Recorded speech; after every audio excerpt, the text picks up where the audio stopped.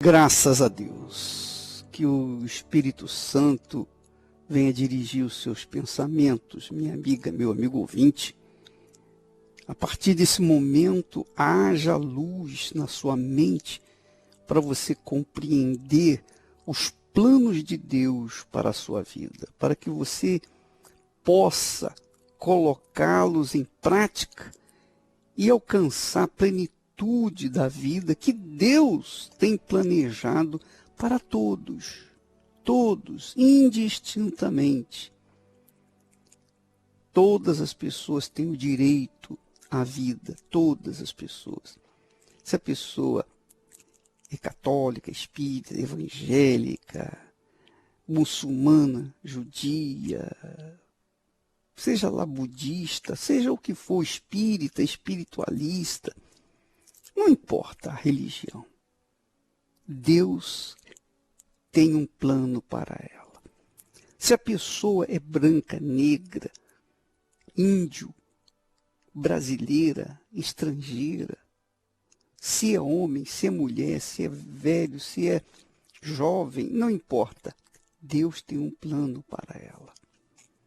Deus tem um plano para todos, não importa a sua situação. Se você é um torcedor de um time qualquer, Deus é com você. Deus quer mudar a sua vida. O Espírito de Deus quer mudar a sua vida. Você heterossexual ou homossexual ou bissexual, lésbica, se você é mocinho, se você é bandido, se você é assaltante, se você é uma pessoa honesta, se você é uma pessoa má ou boa, não importa o que você é, nem o que você fez.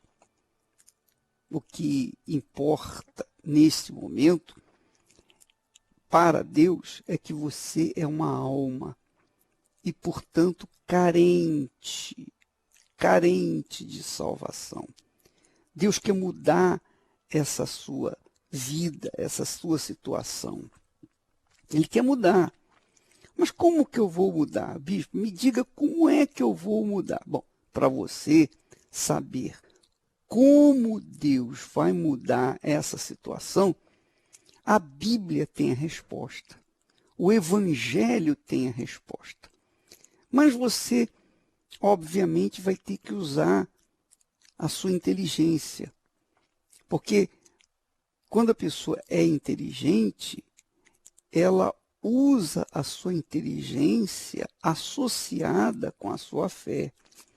Ela usa a sua fé associada com a sua inteligência. Não importa a religião, a igreja, não importa nada. O que importa é quando você associa a sua inteligência com a fé e começa a tentar desvendar os segredos de Deus escritos na sua palavra, então você começa a descobrir o plano de Deus para a sua vida. O que Ele quer de você, o que Ele realmente quer fazer na sua vida.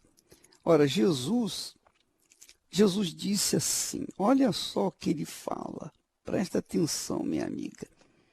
Ele faz um convite dizendo assim, vinde a mim, todos os que estão cansados, oprimidos, sobrecarregados, desanimados, abatidos, doentes, enfermos, oprimidos, seja lá qual for a sua situação neste momento.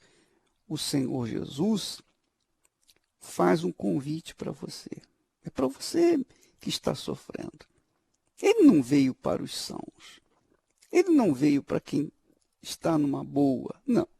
Ele veio para os que estão vivenciando um vendaval de sofrimento, de dor, de aflição, de angústia. Às vezes até pensando em dar cabo da própria vida. Jesus veio para você e o convite dele se mantém válido para você também. Venha a mim e eu vou libertá-lo. É o que diz o texto sagrado em Mateus 11, versículo 28. Ele estende esse convite para as pessoas aflitas, para as pessoas necessitadas. E se você é uma delas, então, poxa, diga amém e receba o livramento aí onde você está.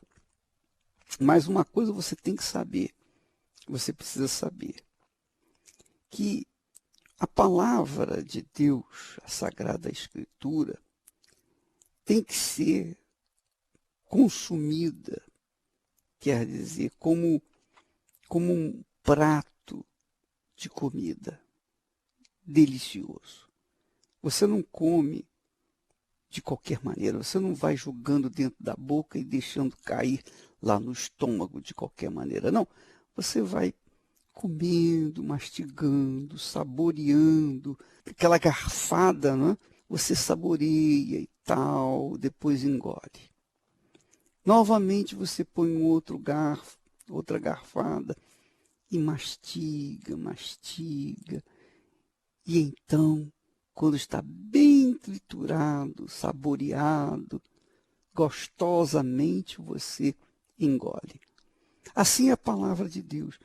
Você medita nela, não lê pura e simplesmente. Porque se você pega a Bíblia e começa a ler, vai lendo, sem meditar, então você não vai aproveitá-la. Sabe quando a pessoa come apressado, como quente?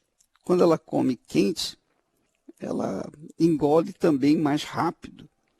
E aí ela não prova o sabor daquela refeição.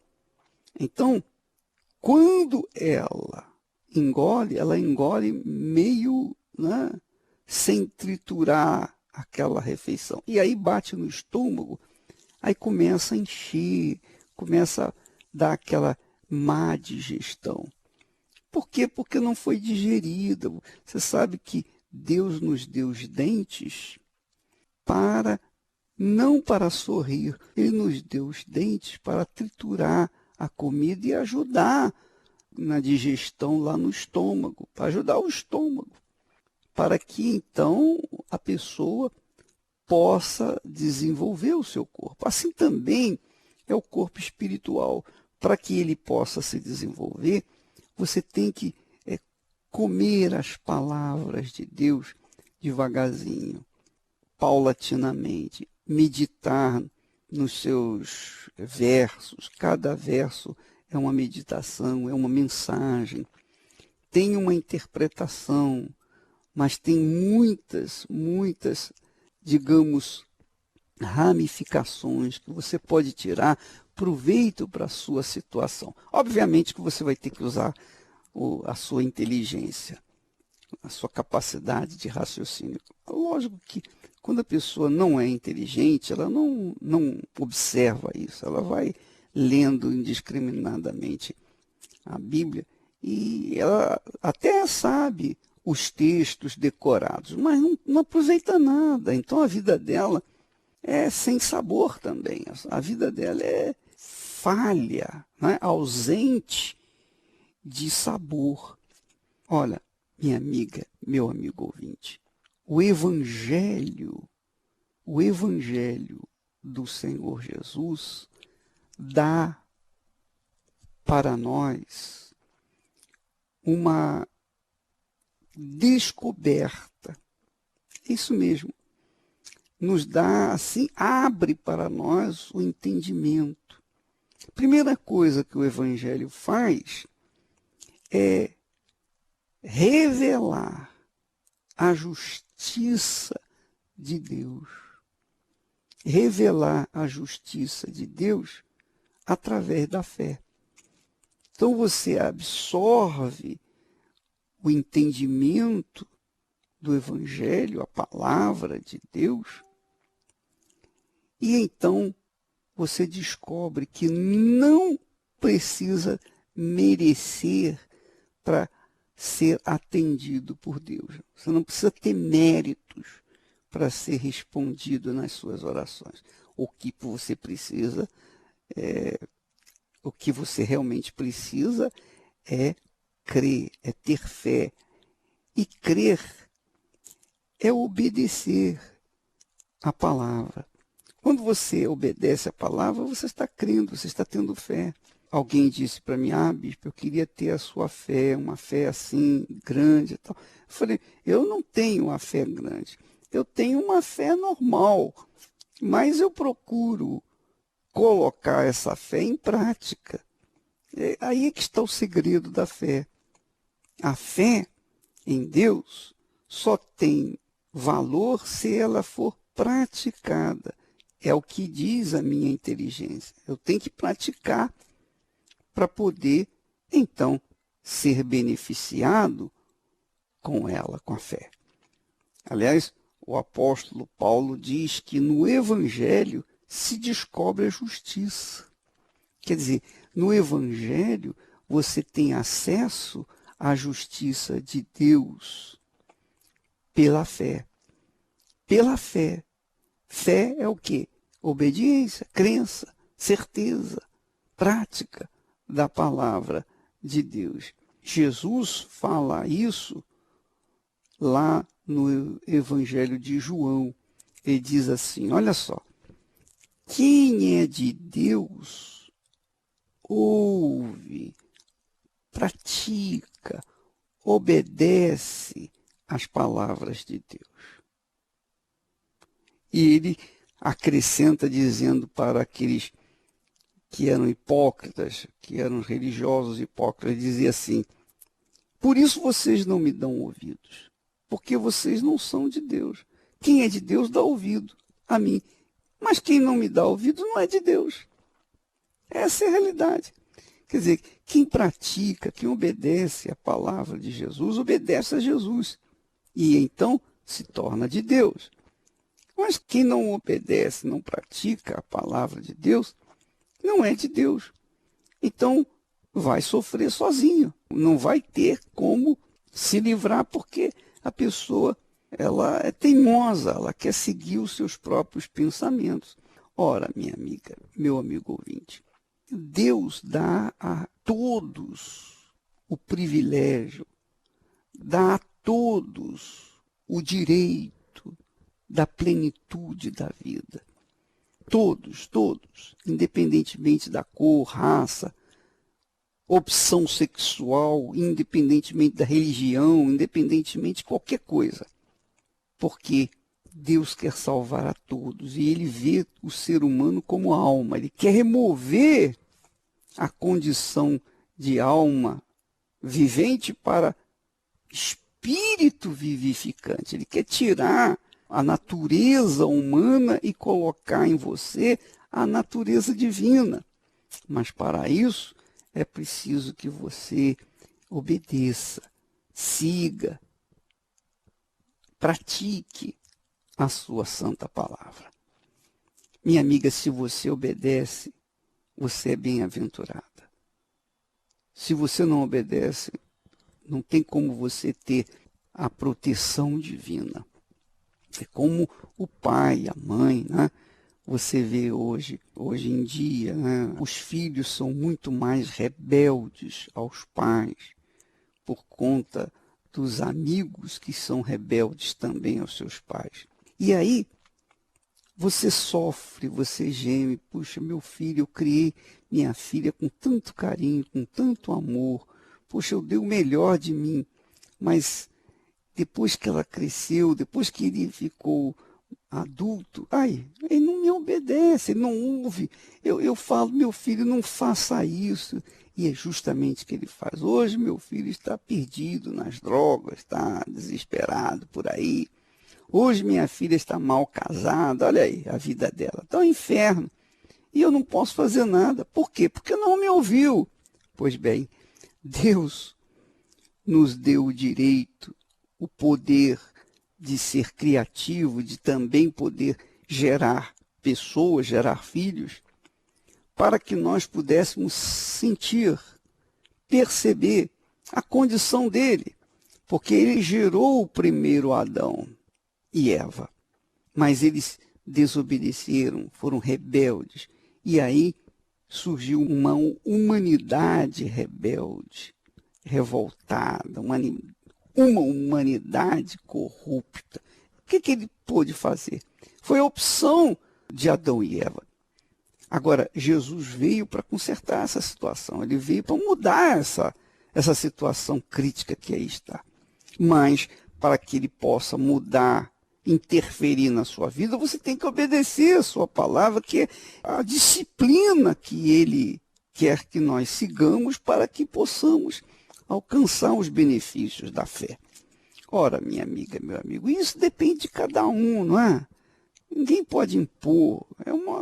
É algo assim que ele, Deus, deixa a nosso critério escolher o nosso próprio destino, fazer o nosso próprio destino, a nossa própria história. Então, aqueles que obedecem são beneficiados. Os que não obedecem não são. E aí sofre o ser humano e Deus não tem nada, absolutamente nada com isso.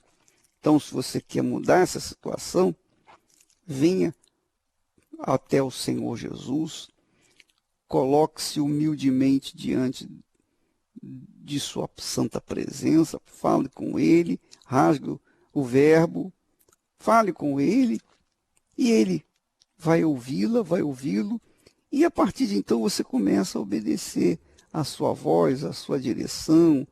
O Espírito Santo vem para guiar, por isso que o Espírito Santo está no mundo, para guiar aqueles que querem obedecer, guiar os obedientes.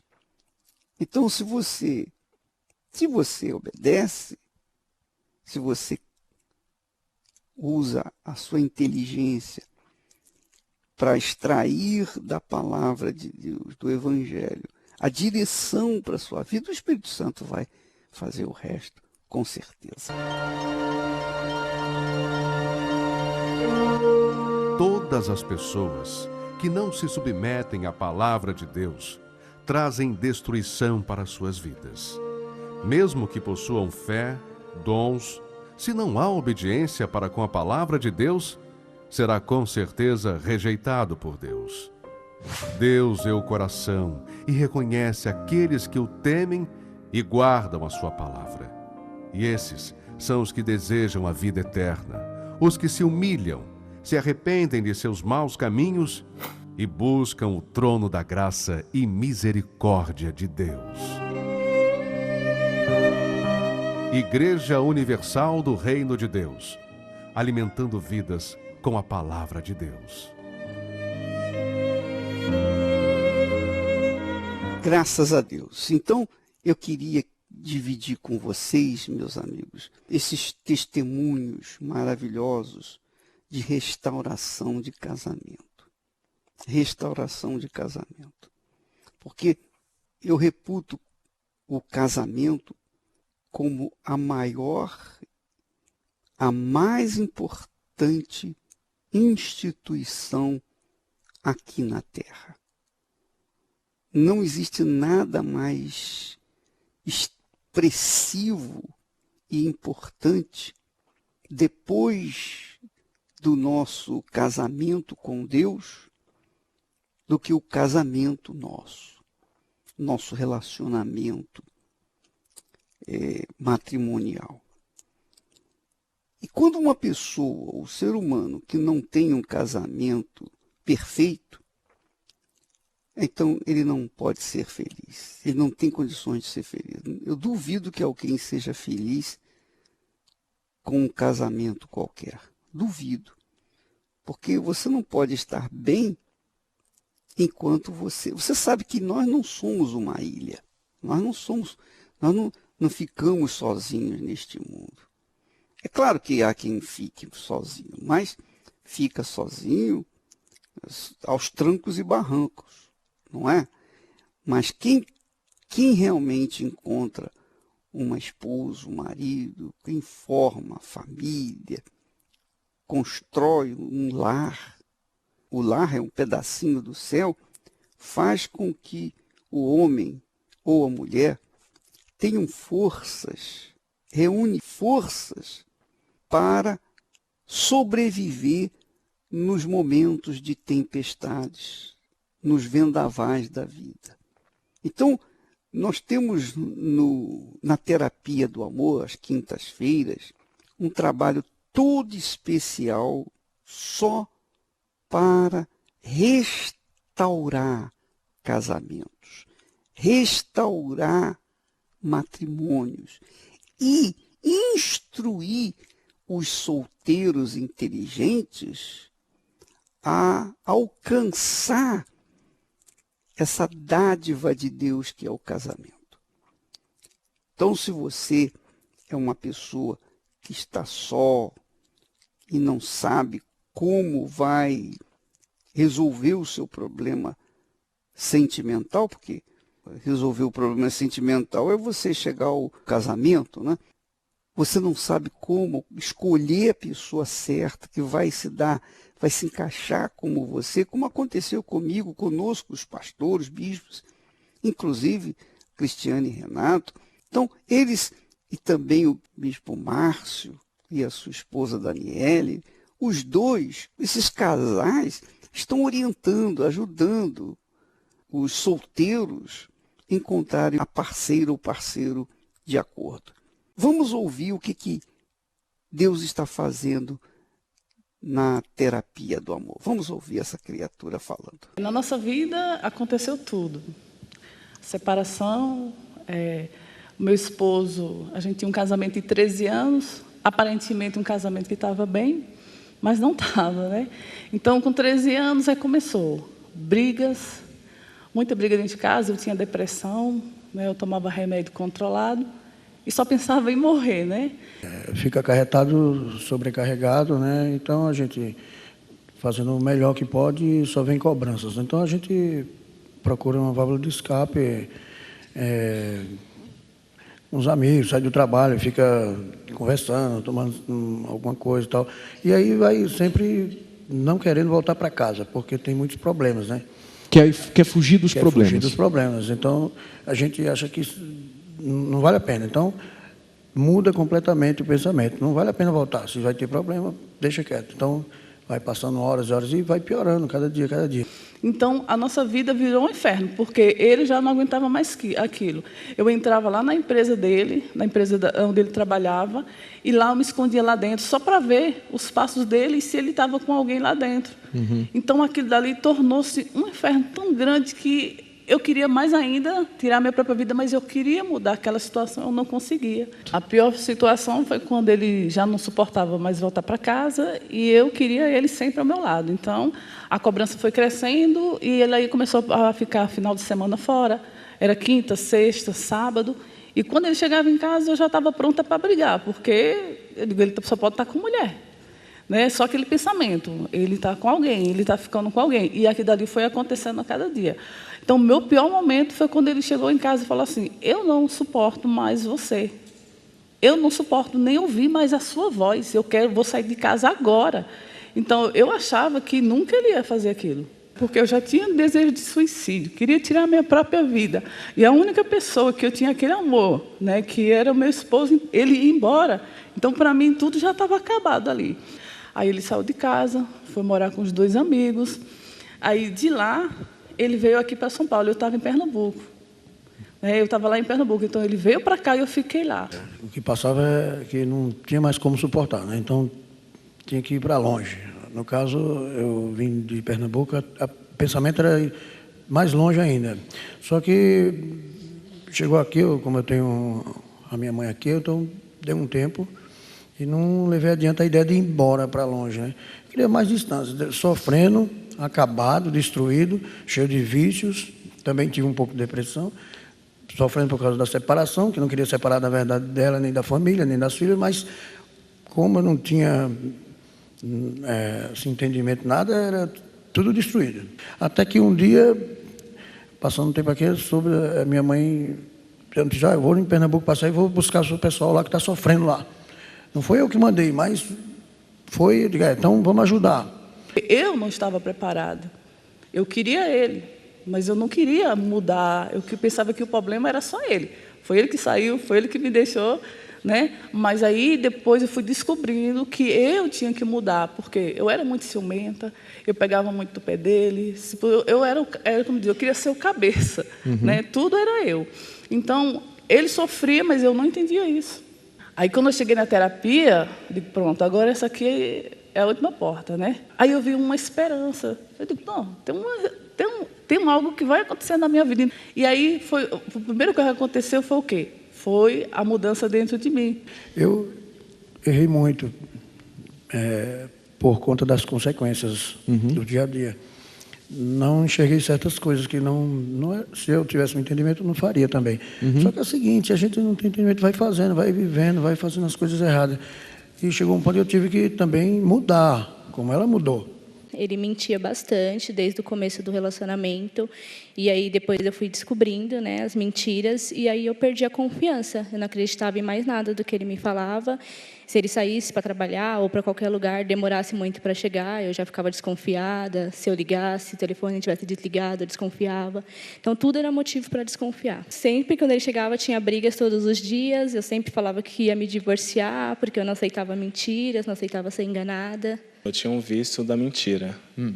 E todas as vezes, sem necessidade, eu mentia, até mesmo para esconder alguma coisa ou evitar uma briga. Tentava fazer de tudo, só que eu tinha perdido uma credibilidade com ela, né? Já não conseguia mais fazer que ela acreditasse mais em mim. Então, já no começo, no primeiro dia, eu já sentia uma diferença. Já eu não falava muito com a minha esposa, a gente não conversava muito. No primeiro dia, a gente já começou a conversar mais, eu já passei mais no meu dia para ela, já comecei a ser mais transparente com ela. Agora está bem melhor, ele faz de tudo, né, para eu confiar nele. Se ele vai demorar, ele me liga. Ele tenta ser o máximo transparente.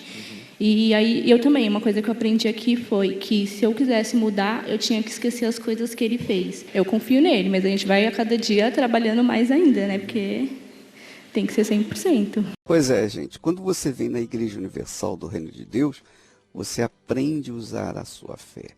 Você aprende a usar o seu próprio poder que está aí dentro de você. Não importa quem você é, não importa a religião, não importa nada. O importante é que você aprende a usar o seu próprio poder. O poder que Deus colocou aí dentro de você, que nasceu com você, chamado fé. E aí as coisas acontecem, o milagre acontece. Que Deus abençoe a todos, em nome do Senhor Jesus.